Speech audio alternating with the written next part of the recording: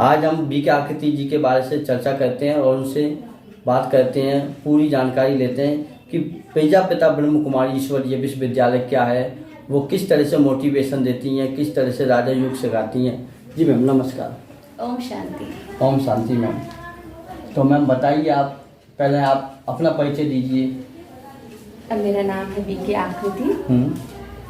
और क्या जानना चाहेंगे? प्रजापिता ब्रह्म कुमारी ईश्वरीय जो विश्वविद्यालय है, इससे आप जुड़ी हुई हैं, इससे आप कब से जुड़ी हुई हैं? मुझे 20 इयर्स हो गए इससे जुड़े हुए। Even when I was 14 at the age of 14 14 साल की थी जी आप हाँ, जी। तब से मैं ब्रह्म कुमारी से जुड़ी हुई। जी जी जी। आपने कोई शिक्षा ली है स्कूल की? हाँ जी, हमने भौतिक शिक्षा और आध्यात्मिक शिक्षा एक साथ ली है। क्लास 11 से हम ब्रह्म कुमारी सेक्टर पर आकर रहने लगे थे और हम स्कूल भी जाते थे और यहाँ आध्यात्मिक शिक्षा भी लेते थे। तो आप जुड़ी कैसे एकदम से? एक्चुअली मेरी पूरी फैमिली इसमें जुड़ी हुई है और हमारे फादर स्टार्टिंग में जब वो सेंटर गए तो उन्हें काफी अच्छा लगा, लेकिन उन्हें लगा कि हम ऐसे कैसे अपनी फैमिली को पूरा लेकर के आए। तो पहले मैं खुद देखता हूँ इस लायक है या कैसा है।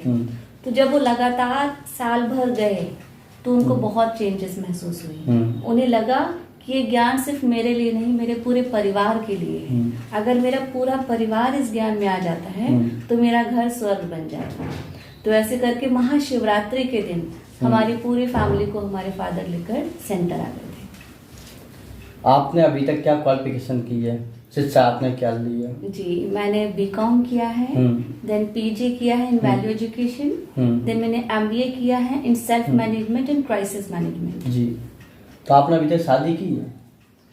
शादी अपने यहाँ ब्रह्मा कुमारीज में समर्पण होता है। समर्पण माना हम मन बुद्धि से समर्पित हो जाते हैं।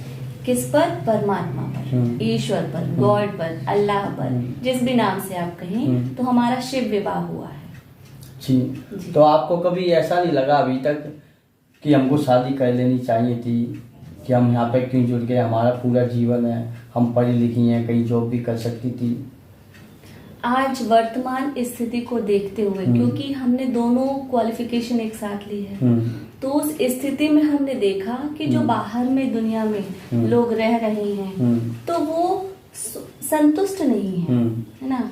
आपसी मतभेद है, दुखी है, डिस्टर्ब है और कहीं ना कहीं अपनी सोच से हैं। तो जब ये ज्ञान हम साथ में लेते आ रहे थे तो मुझे लगा कि मुझे संसार के लिए, समाज के लिए, क्योंकि अगर हम अपना घर बसा लेंगे तो एक घर का उद्धार होगा, लेकिन अगर हम इस जीवन को चुनते हैं तो हम कईयों के लिए प्रेरणा बन सकते हैं, कईयों के जीवन को बदल सकते हैं। एक बार किसी ने हमसे कहा कि आप शादी करके भी तो ये कर सकते थे। तो हमने उनसे कहा कि भाई जी, हमने आपसे इतनी बार कहा कि आप सेंटर आइए, पर आप आए ही नहीं। तो बोलते वो मैं व्यस्त रहता हूँ ना, इसलिए मैं टाइम नहीं निकल पाया, मैं आऊंगा जरूर लेकिन अभी नहीं आ सकता। तो हमने कहा आप 24 आवर्स में से 1 घंटा आपके लिए निकालना मुश्किल है और आप चाहते हैं कि हम वो जीवन जीते हुए हम ये कर सकते थे, तो आप कैसे सोच सकते हैं? तो हमें अपने जीवन को पूर्ण रीति से समाज के लिए लगाना था, इसलिए हमने समर्पण को चुना। आप मोटिवेशन स्पीकर हैं, लोगों को जानकारियाँ देती हैं, तो कैसा लगता है आपको? मुझे लगता है कि वो जो कमाई है उस कमाई से कहीं ज्यादा बढ़कर है दुआएं कमाना। अगर किसी को सुख मिलता है, शांति मिलती है, उसके जीवन की कठिनाइयां दूर होती हैं, तो उससे बढ़कर धन कुछ नहीं। बिकॉज कहा जाता है knowledge is source of income. तो ज्ञान को हम सही रीति लगाएं। आज उस क्षेत्र में भी कमाई तो कर रहे हैं, लेकिन black money and white money दोनों तरह की बातें होती हैं, है ना। लेकिन हम क्लीन मनी कमा रहे हैं ना, व्हाइट भी है और क्लीन भी है, क्योंकि वो दुआओं के साथ आ रही है। किसी को सुख मिलता है, शांति मिलती है, खुशी मिलती है, तो वो अपनी स्वेच्छा से यहाँ लगाते हैं और वो जो धन यहाँ आता है वो विश्व कल्याण के लिए लगता है। आप राजयोग यहाँ सिखाती हैं? हाँ जी। सेंटर चलाने इतना बड़ा, कितने लोग आते हैं आपके पास? अभी एक्चुअली ये छोटा सेंटर है बाकी यहाँ पर रेगुलर बेसिस पे 15-20 डेली में आते हैं। आप देख लीजिए कि जहाँ कोई टेस्ट ना हो या कहेंगे जो चीज हमारे हेल्थ के लिए अच्छी है वो आप कितना ले सकते हैं, बहुत कम। लेकिन अनहेल्दी हम इजी कैरी करते हैं, वो हमें बहुत अच्छा लगता है। इसी प्रकार यहाँ जो बातें होती हैं वो ज्ञान की चर्चाएं हैं, स्व स्थिति है, जीवन को श्रेष्ठ बनाने के लिए है, तो वो हर एक उसको नहीं ले पा रहे हैं। उनको जो रील्स चल रही हैं, शॉर्ट्स चल रहे हैं, है ना, और कलयुगी चीजें चल रही हैं, उसमें वो ज्यादा समय दे सकते हैं, यहाँ पर कम देते हैं। लेकिन स्वर्ग तो आना ही है, तो उसके लिए कुछ जो भी आएंगे वो चुनिंदा होंगे। आपका जो सेंटर है, हाँ, इस सेंटर का मैनेजमेंट कैसे करते हैं? क्योंकि लोगों का क्वेश्चन रहता है कि जो साधु संत होते हैं उनको कोई स्वेच्छानुसार अनुदान देता है, सबका एक अलग होता है, कोई राजनीतिक भी लोगों का सहयोग होता है, आपको क्या सहयोग है? सबसे पहले तो मैं बताना चाहूंगी कि यहाँ पर जो साप्ताहिक कोर्स होता है वो फ्री ऑफ कॉस्ट है। क्यों फ्री ऑफ कॉस्ट है? क्योंकि एक पिता अगर अपने बच्चे को पढ़ाएंगे तो क्या वो फीस लेंगे? नहीं लेंगे।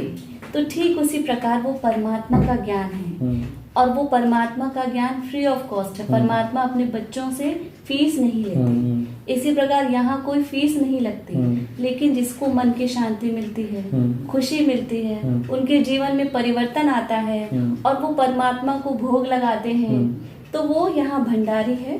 भंडारी में अपनी स्वेच्छा से डालते हैं, कोई बाउंडेशन नहीं है। 7 दिन के कोर्स के बाद क्या आपकी फीस है? 7 दिन के कोर्स के बाद यहाँ फीस है 1 आना। मीन्स 1 आना माना 1 बार आना, एक बार, चाहे सुबह आना चाहे शाम आना। जिस तरह हम रोज शरीर के लिए स्नान करते हैं, उसी प्रकार हम डेली ज्ञान स्नान करें। जिस तरह हम डेली अपने शरीर के लिए भोजन लेते हैं, उसी प्रकार हम आत्मा के लिए सात्विक भोजन लें। तो वो जो ज्ञान है जो सारा दिन हमारे बुद्धि में चलता है, तो हमारे मन की स्थिति अच्छी रहती है, परिस्थितियां हमारे ऊपर वार नहीं करती और हम खुश रहते हैं। आप हमारे दर्शकों से क्या कहना चाहेंगी? दर्शकों से मैं यही कहना चाहूंगी कि आप अपना जो भी जीवन जी रहे हैं, कई लोग सोचते हैं कलयुग में दुख बहुत है, चिंताएं बहुत है, परेशानियां बहुत हैं, पर आप सतयुग को देख लीजिए और कलयुग को देख लीजिए। अगर एक चित्रकार से हम सतयुग का चित्र बनवाएंगे तो वहां क्या दिखाएंगे? सुख, समृद्धि, रास, आपस में एकता और बहुत खुशियां।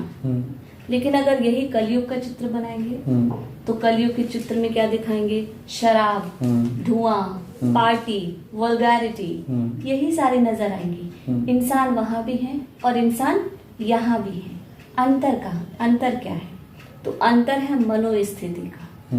वहां की जो मन की स्थिति थी वो बहुत सात्विक थी, जो आहार था वो सात्विक था, जो बोलचाल थे वो श्रेष्ठ थे, और रहन सहन बहुत सात्विक था। लेकिन आज जस्ट अपोजिट हो गया है। तो हम चाहते हैं जिस तरह सुबह, दोपहर, शाम, रात के बाद सुबह आती ही है, इसी प्रकार सतयुग, त्रेता, द्वापर, कलयुग के बाद सतयुग आना ही है। तो कौन लाएगा? हम सब मिलकर ही लाएंगे। तो अगर हम अपने जीवन में सात्विकता को अपनाते हैं, ज्ञान को अपनाते हैं, जिसके लिए कहा गया है कि हर धर्म कोई ना कोई श्रेष्ठ शिक्षा दे रहा है। अगर हम देखें हिंदू धर्म, तो हिंदू धर्म से ज्ञान ले, मुस्लिम धर्म से शक्ति ले, बौद्ध धर्म से शांति ले, सिख धर्म से आनंद ले, संन्यास धर्म से पवित्रता ले, और एक नया धर्म बनाए। ऐसा धर्म जहाँ प्रेम हो, शांति हो, ज्ञान हो, शक्ति हो, आनंद हो। जब विश्व में ऐसा धर्म होगा तब विश्व में स्वर्ग होगा। अभी आपने देखा हम बीके आकृति जी से बात कर रहे थे, और यदि आपको कोई उनसे सवाल करना है तो आप कमेंट बॉक्स में लिख सकते हैं। Welcome to our YouTube channel. Don't forget to like, subscribe and share the videos.